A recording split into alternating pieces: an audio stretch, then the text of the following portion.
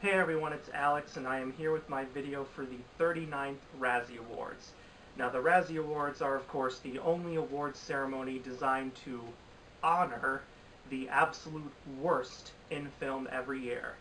They pretty much prided themselves on being the anti-Oscars, whereas the Oscars have categories for Best Picture, Best Director, Best Actor, Best Actress, etc. The Razzies has a lot of those same categories except their worst picture, worst director, worst actor, worst actress. Now, they don't necessarily have technical categories for like cinematography, editing, music, but they do have some unique categories that no other award show will have, like worst prequel, remake, ripoff, or sequel, worst screen combo, and they even have a Redeemer Award for people who've done bad stuff in their career and are now doing good stuff. Now, the Razzies always like to do things the day before the Oscars do for their events. They announce their nominations the day before the Oscars do, they announce their winners the day before the Oscars do, and unlike the Oscars, they don't broadcast their ceremony on television. Sometimes some people might film bits of a Razzie ceremony, which they usually do in like a small theater, and then post it on YouTube, and then the Razzies themselves will make a little video where they announce their winners. But it's always a very low-key thing, and usually you wait until articles come out announcing the winners. And also, of course, given that this is kind of meant to be done as sort of a joke, as sort of a tongue-in-cheek kind of thing, not many stars usually show up to accept their Razzies in person. A few have, like Sandra Bullock famously accepted hers for All About Steve, and Halle Berry accepted hers for Catwoman, but that very rarely happens. However, like with every award show, the Razzies have their good, their bad, and their ugly. There's always some well-deserved nominations, and there's also some frustrating snubs, and this year is no different. So what I'm going to do, like I always do, is I'm going to read through all the nominations real quick, then I'm going to go back to each category and explain what I like, what I don't like, and what I think got snubbed. And this time I managed to write down all my snubs so that I do not forget a single one, because oftentimes when I make these videos, I usually forget a snub while I'm filming and then have to make a note in post-production about what I missed. But anyway, here are the nominations for the 39th Razzie Awards. Worst Prequel, Remake, Ripoff, or Sequel: Death of a Nation, Death Wish, Holmes and Watson, The Meg, Robin Hood. Worst Screenplay: Dinesh D'Souza and Bruce Schooley, Death of a Nation. Niall Leonard, 50 Shades Freed. Lem Dobbs and Leo Rossi, Gotti. Todd Berger and D. Austin Robertson, The Happy Time Murders. Michael Spierig, Peter Spierig, and Tom Vaughn, Winchester. Worst Screen Combo: Donald Trump and His Self-Perpetuating Pettiness, Death of a Nation, and Fahrenheit 11/9.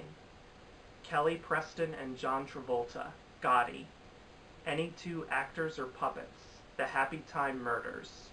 Will Ferrell and John C. Reilly, Holmes and Watson. Johnny Depp in his fast-fading career, Sherlock Gnomes. Worst Supporting Actor: Chris Ludacris Bridges, Show Dogs. Jamie Foxx, Robin Hood. Joel McHale, The Happy Time Murders.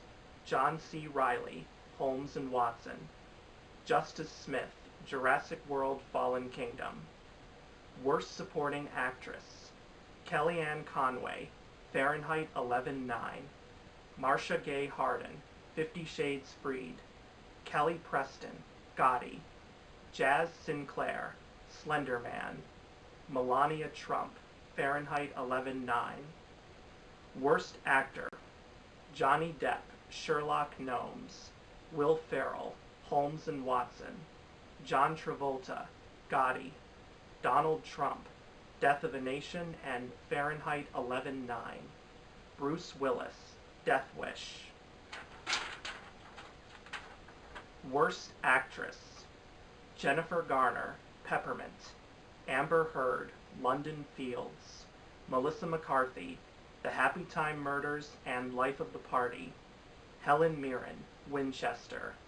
Amanda Seyfried, The Clapper. Worst Director: James Foley, 50 Shades Freed. Kevin Connolly, Gotti. Brian Henson, The Happy Time Murders. Eitan Cohen, Holmes and Watson. Michael Spierig and Peter Spierig, Winchester. Worst Picture. And unlike the Oscars, which can go anywhere from 5 to 10, the Razzies only stick to 5 nominees.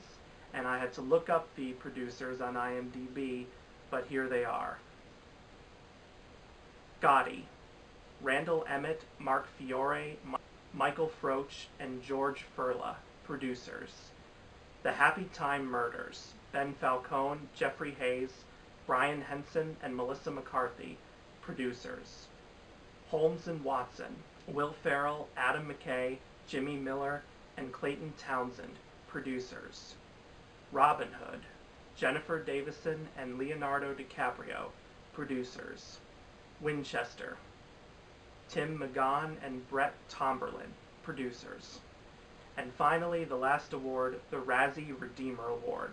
This award isn't always given out every year, but once in a while it is given out to acknowledge individuals who've had a lot of career setbacks, but have now kind of started to turn things around, at least in the past year.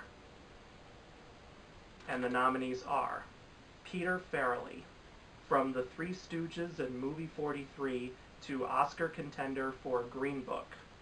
Melissa McCarthy, from multi-time Razzie nominee to Oscar nominee for Can You Ever Forgive Me. Tyler Perry, from Worst Actress winner for the Medea films to playing Colin Powell in Vice. Sony Pictures Animation, from Worst Picture winner for the Emoji Movie to universal acclaim with Spider-Man Into the Spider-Verse. The Transformers franchise, from obvious Razzie target to universal acclaim for Bumblebee. And those are the nominations. So, here's what I think of them. For Worst Prequel, Remake, Ripoff, or Sequel, Death of a Nation and Death Wish I did not see. Death of a Nation I had no interest in seeing because it's just another Dinesh D'Souza propaganda film. I haven't seen his other films like 2016 Obama's America or America Imagine the World Without Her, and I've heard that those films are just nothing but BS propaganda. I mean, they get slammed by critics, and not just critics who tend to identify themselves as liberal. Even more conservative critics from right-wing newspapers tend to hate these films as well, because even they point out that these films are just propaganda. And when I know something is preaching a message that I know I'm not going to agree with and that I can't be open-minded about, I avoid seeing it. I'm open-minded to most things that I don't agree with in terms of being shown in film, but just basically seeing a film that's like a 2-hour lecture on points I know I'm going to disagree with vehemently, then and given how far right-wing Dinesh D'Souza is, I just don't want to give my money to him whatsoever. And I know a lot of other people feel the same way as well. Death Wish I did not see, but I heard it was absolutely terrible. It had to be moved. It was supposed to come out in the fall of 2017, but they had to delay it because of the Las Vegas massacre, and then they moved it to winter 2018, where it had the unfortunate timing to open a few weeks after the Parkland, Florida high school shooting. And of course I hear it's nothing but just a revenge fantasy done in the absolute worst way. And of course it's directed by Eli Roth, who does not have a very good track record as a director. Holmes and Watson I did see. Absolutely awful in nearly every sense of the word. Oh my god, I could not believe how bad this movie was. Everything fails across the board. The acting is atrocious.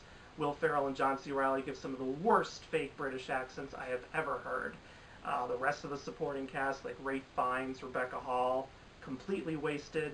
Same with Hugh Laurie, and there's a very awkward cameo from Billy Zane. The costumes are just meh. The production design is meh.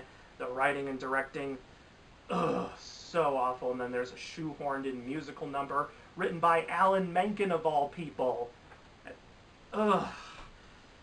I've already ranted about this film in my worst films of 2018 list, so there's nothing really more I can say about it at this point, except that I'm just glad it's in here, because this film has been trashed by critics and audiences alike, and rightfully so. The Meg, it was kind of a fun, guilty pleasure, but I will not deny it is very much a blatant ripoff of Jaws.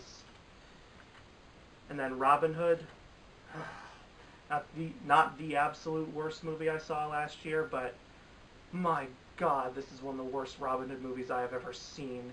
I mean, the dialogue is poor, the action scenes look garbage, the CGI they have to use looks garbage, and the costume design looks completely inaccurate. I mean, Robin Hood looks like he's wearing a leather jacket you could buy at a mall today, and this movie's supposed to be set in the Middle Ages.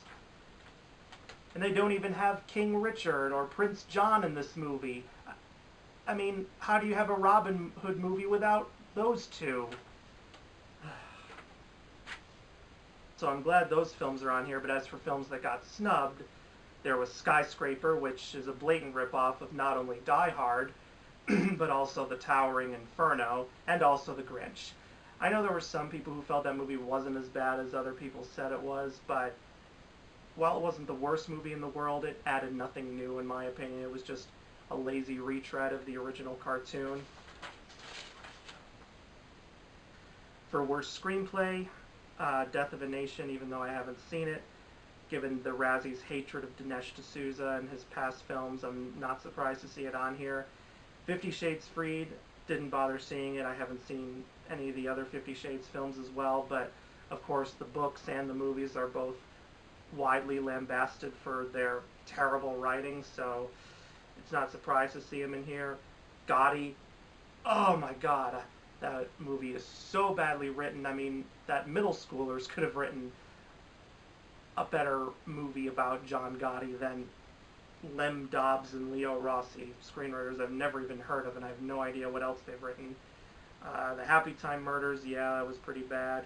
Winchester, yeah, I mean, it was disappointing, but not the worst screenplay in the world. As for snubs, oh boy, there were a lot of snubs. First of all, Where is Life at the Party? Easily my worst film of 2018. Where's Holmes and Watson? My second worst film. And tons of other films that got snubbed.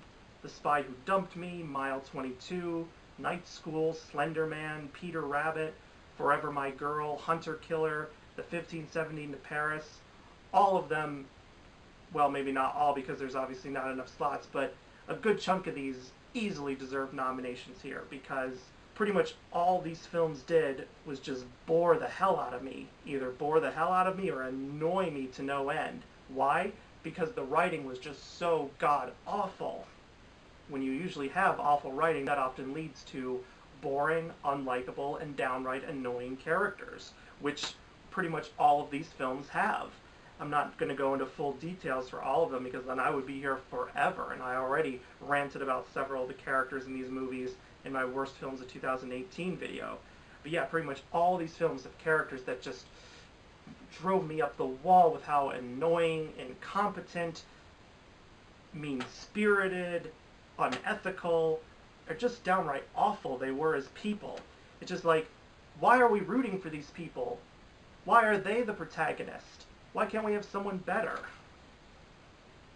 Now, the one exception to this in which you actually have likable characters is the 1517 to Paris, because it's about those three guys who stopped a terrorist attack on a train heading to Paris, and they have the real-life individuals playing themselves. And while that was a noble gesture, it just did not work at all. And it was especially ruined by the god-awful screenplay that movie had. That film's screenplay was written by a first-time screenwriter. I forget her name, unfortunately. But my God, it was absolutely terrible. Clint Eastwood, as the director, tried to salvage it in the best way he could, but even he couldn't save the movie from just how awful its screenplay was. For worst screen combo, with Donald Trump, I'm not surprised to see he's on here because he did win a Razzie a long time ago, back in the early 90s for a film called Ghosts Can't Do It, and given how much he's strongly hated by many people today, it's not surprising to see him here, combining that with Dinesh D'Souza as well as Michael Moore, because he's nominated here for two films, Death of a Nation and Fahrenheit 11/9, which is Michael Moore's latest documentary. It's kind of meant to be a follow-up to his George W. Bush film, Fahrenheit 9/11. because as you may know, Michael Moore is a very strong critic of Republicans like Donald Trump and George W. Bush, and his films are meant to criticize them, and even though both Fahrenheit 9/11 and Fahrenheit 11/9 got good reviews from critics, the reason why they're nominated here at the Razzies is because they contain a lot of people that the Razzie voters aren't fond of. So as a result, they nominate those people in the acting categories, because when Fahrenheit 9/11 came out, people like George W. Bush, Condoleezza Rice, and all his cabinet members got nominated for that movie. And we're seeing the same thing here with people associated with Donald Trump. Pretty much all these nominees are not really surprising to me, and many of them are deserved, like Gotti, The Happy Time Murders, Holmes and Watson. I didn't bother seeing Sherlock Gnomes because when I saw the trailer, I was just like, nope, that looks god-awful. And of course, Johnny Depp's been pretty controversial lately, not just for the really bad film roles he's taken on, but also because of his marriage to Amber Heard, in which she accused him of domestic violence, which, has really caused him to lose a lot of fans. So I'm really not surprised by any of these nominations. However, there were plenty of snubs, such as the entire cast of Life at the Party. Literally everyone in that cast gave a bad performance. Everyone was extremely annoying.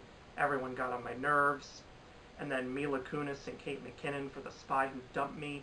My God, they were just extremely annoying and incompetent, and yet we're supposed to take them seriously as spies? I'm sorry, no.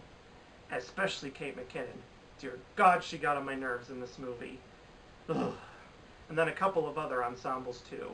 The entire cast of Night School, they should have been nominated here. Well, I mean, Tiffany Haddish was the one good thing about it, but everyone else was awful, really annoying. The entire cast of Truth or Dare, a lot of annoying, unlikable characters there as well, and plus they do some of the stupidest things, especially with this whole Truth or Dare game, and of course at the very end, they only make everything worse. The entire cast of Slender Man should have been nominated here, because that movie was extremely boring and the characters had no development whatsoever. And also the entire cast of Peter Rabbit, because all these characters were either annoying, naive, or just very unlikable.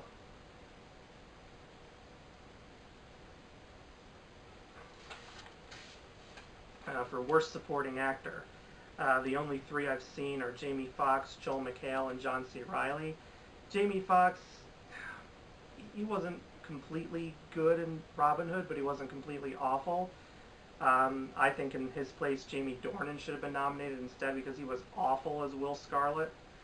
Joel McHale, I honestly don't remember him too well from the Happy Time Murders, but his performance wasn't that good. John C. Reilly in Holmes and Watson, yes, he was so annoying as Dr. Watson.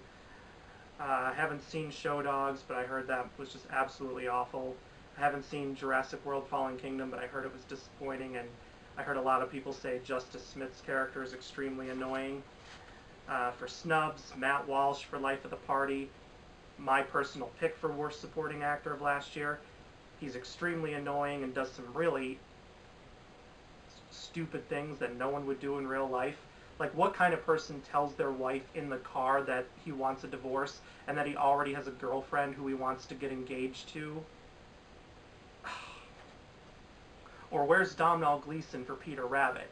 Ugh, he was so annoying and over the top.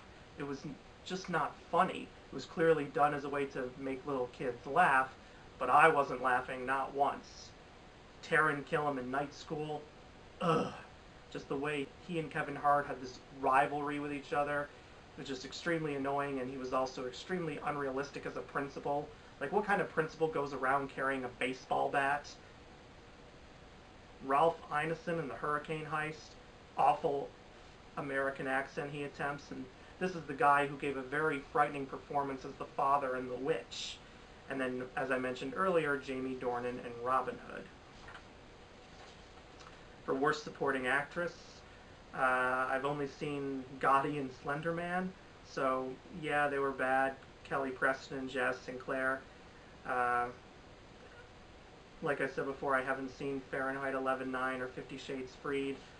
I'm not fond of Kellyanne Conway or Melania Trump, so I'm not really going to complain about them being nominated here. 50 Shades films, I don't touch them, but I'm not surprised that they get Razzie nominations, although it hasn't gotten as many Razzie nominations as many people expected or wanted, and I'll talk about that more in a little bit. But I have a long list of stubs in this category. Two people from Life of the Party, Maya Rudolph and Debbie Ryan.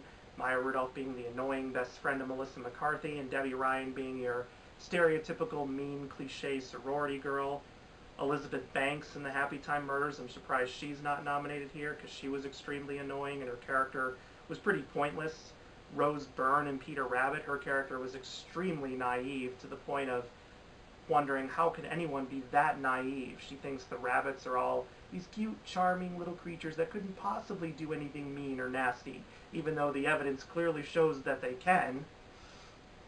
Michelle Williams in I Feel Pretty, she speaks with this really, really annoying baby voice. I know that's part of her character development, but it just really got on my nerves so much, and it's the very first time I've ever seen her give a bad performance.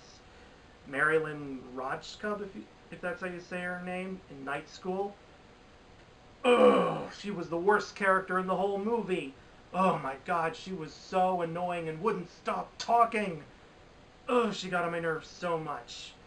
Keira Knightley in The Nutcracker in the Four Realms. Ugh. If you think squeaky voices are annoying, you haven't heard nothing yet, because Keira Knightley is the Sugar Plum Fairy in The Nutcracker in the Four Realms. Oh my god, her squeaky voice is so annoying it'll make you want to wear earplugs. And of course her motivation as being, spoiler alert, revealed to be the true villain is just so stupid. It's no wonder this film was a massive bomb at the box office. And Gillian Anderson in The Spy Who Dumped Me. What were you doing in this movie, Gillian? How much money did they have to bribe you with this? And then finally, Leah Remini for Second Act. Second Act wasn't the worst bad film I saw last year. Most of the cast was trying, but Leah Remini was just annoying as the know-it-all friend who has to give helpful advice. Worst actor. Not surprised to see Johnny Depp here because of the Sherlock Gnomes backlash, and of course the backlash to him as a person. Will Ferrell and Holmes and Watson, absolutely, he 100% deserves to be on here. It's easily his worst film he's ever done. And I thought Step Brothers for a long time was his worst film, but no, this surpassed even that.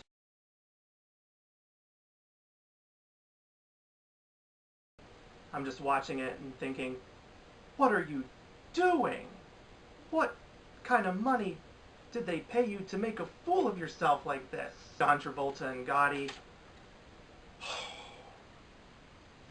Easily his worst performance since Battlefield Earth. Just everything about this performance is wrong. The accent he uses is wrong. The makeup he wears is wrong, especially when he's in prison and he's, dying of cancer. Some of the worst makeup I have ever seen in my life. The way he breaks the fourth wall is wrong. I mean, it just... everything he does in this movie is wrong. This is not how you portray a mobster. And of course, the film tries to manipulate you into feeling sorry for John Gotti, and they show people saying, oh, Gotti got screwed over by the government. He did so many good things for us. Bull. He was a mobster who killed people. That doesn't make him a good person. Now, making a film about John Gotti would have been an interesting thing to see. And if it had been a good film, it could have been up there with films like the Godfather series or Goodfellas or any of the great mobster films. But no, this film just fails miserably, and it's one of the worst mobster films of all time. And then Donald Trump and Bruce Willis. No surprise with them with the backlash of their movies, but there are some big snubs as well. Where's Mark Wahlberg from Mile 22? His character was so annoying and unlikable, and that was just one of many, many things wrong with that movie. Kevin Hart for Night School, just doing his typical Kevin Hart mannerisms of fast talking, loud voice, screeching, just everything that usually drives me crazy. There are a few Kevin Hart performances I have liked from time to time, but for the most part his comedic persona, or at least the characters he plays in his movies, just get on my nerves really quickly. I've heard he's funny when he does stand-up, but I don't really watch stand-up of any kind, so I can't say anything about that. James Corden for Peter Rabbit. Not as annoying as his performance in the Emoji Movie, but still very annoying nonetheless here. Gerard Butler in both Den of Thieves and Hunter Killer. I know Gerard Butler has fans out there, but I'm sorry. I have never been a fan of Gerard Butler. Ever. The only time I've ever liked a performance he gave were his performances in the How to Train Your Dragon films. That's it. Everything else sucked. I even hate him in movies like 300. Now 300 is one of those movies I know that I hate, that everyone else loves, but I've just never gotten this guy's appeal, ever. First of all, he's a Scottish actor who frequently plays American characters, and yet he can never do an American accent. What kind of dialect coaches do they hire for? Maybe the best ones do work with him, but they just can't get anything out of him. Now, some Scottish actors can do flawless American accents like Alan Cumming, but Gerard Butler, he just fails miserably every time. And in Den of Thieves and Hunter Killer, it's no exception. Not only are his American accents awful, but his characters in all these movies are just extremely annoying and unlikable. And yet, because he's the big star, we're supposed to root for him. No, I won't root for him. Maybe not ever. Worst actress. Jennifer Garner, she tried her best in Peppermint, I will give her that, and she still has a lot of steam left in her as an action star, but the movie itself was just garbage. So I don't think she should win this category, but even her acting skills couldn't lift this movie out of the dumpster. Amber Heard in London Fields. I have not seen London Fields. It did not come out in my area, but I've heard nothing but awful things about it. I believe it still has a 0% on Rotten Tomatoes, and it was like delayed for 3 years before being released, and that's never a good sign. And Melissa McCarthy in The Happy Time Murders and Life of the Party. Yes, I am so happy that she's on here because, my God, her performance in Life of the Party in particular was easily my least favorite lead actress performance of 2018. Because while her character in Life of the Party wasn't as mean-spirited or unlikable as her characters in Tammy and the Boss, her character in this movie was just so annoying because she just would literally not stop talking. I just wanted to say to her, please be quiet for 30 seconds, please. And she was extremely clingy with her daughter and just, I just wanted her to just stop talking and let me breathe for a minute. Helen Mirren in Winchester. Look, Winchester was a disappointing movie, but Helen Mirren was actually good in it. She tried her best. I mean, she's an Academy Award winner. Now, Academy Award winners can give bad performances, sure, and this is definitely not one of her greatest performances, but she at least made the movie tolerable for me. She at least tried her best with what she was given in terms of the script and direction. So yeah, I don't like her being on here because she was one of the redeeming... And then Amanda Seyfried in The Clapper. I have literally never heard of this movie. I go on Rotten Tomatoes every week to see the list of new blockbuster and independent films, and I do not recall seeing The Clapper mentioned at all. Maybe I missed it because there are a ton of movies that get released every week.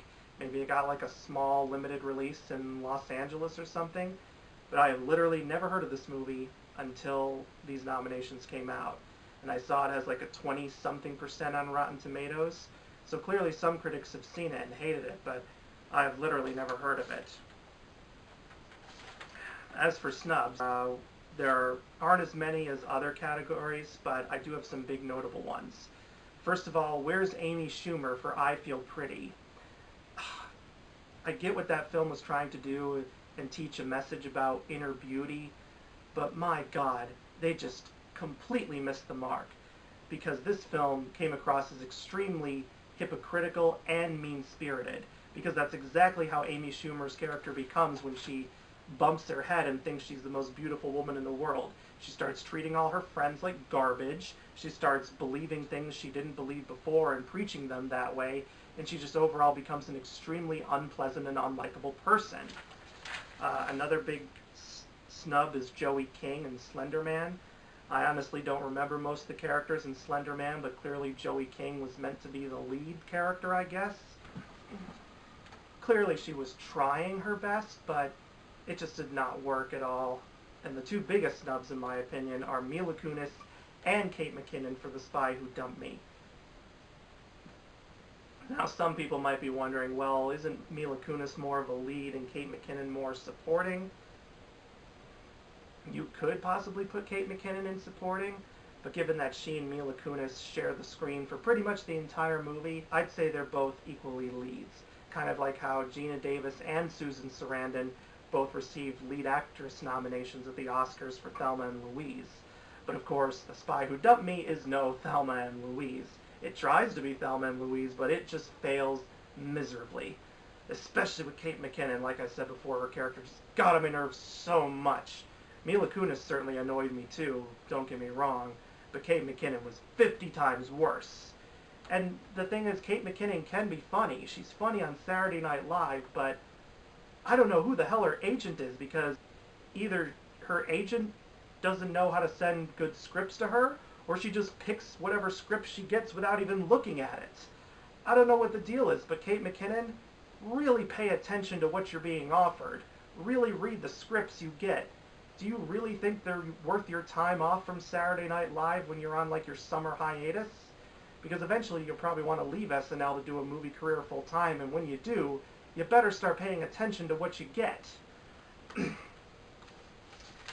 Worst Director. Now, even though Jamie Dornan and Dakota Johnson are not nominated here in the Worst Actor and Actress categories for 50 Shades Freed, which admittedly surprised me since they were nominated the past two films, my only guess of why they're both not here is because they both had critically acclaimed work in the past year, with Jamie Dornan having A Private War and Dakota Johnson having both Bad Times at the El Royale and Suspiria.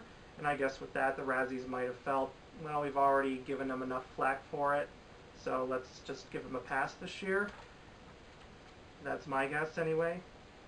But anyway, on to Worst Director. But we do have 50 Shades Freed here, so that should make those haters happy. Kevin Connolly for Gotti, yes. So glad that's here. Brian Henson for The Happy Time Murders. Well, it wasn't my absolute worst film of last year.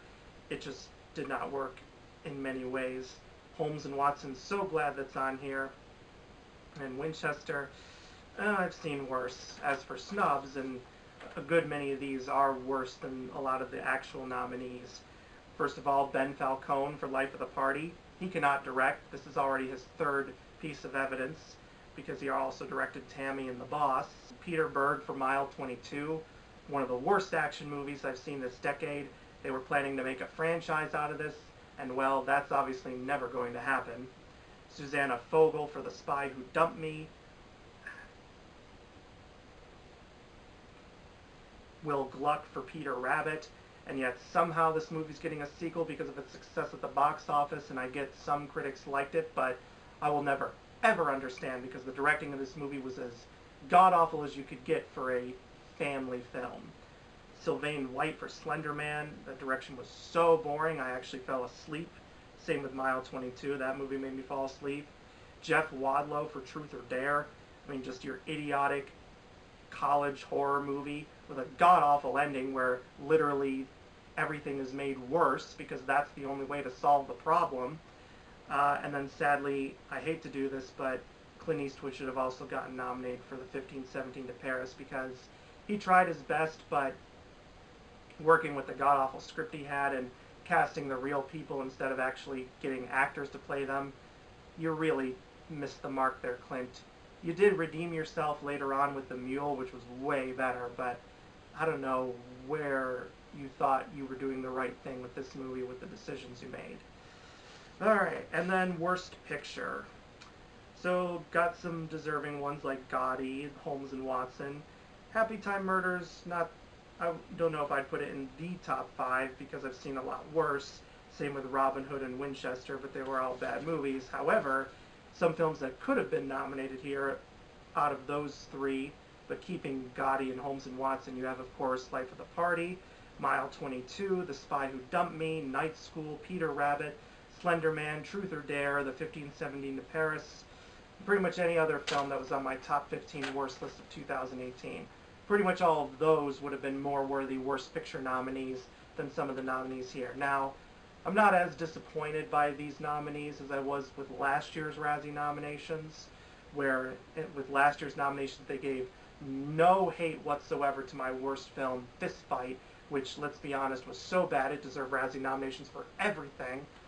And here they do have some genuinely bad films nominated, which I'm happy about, but they also missed the mark on a lot of things.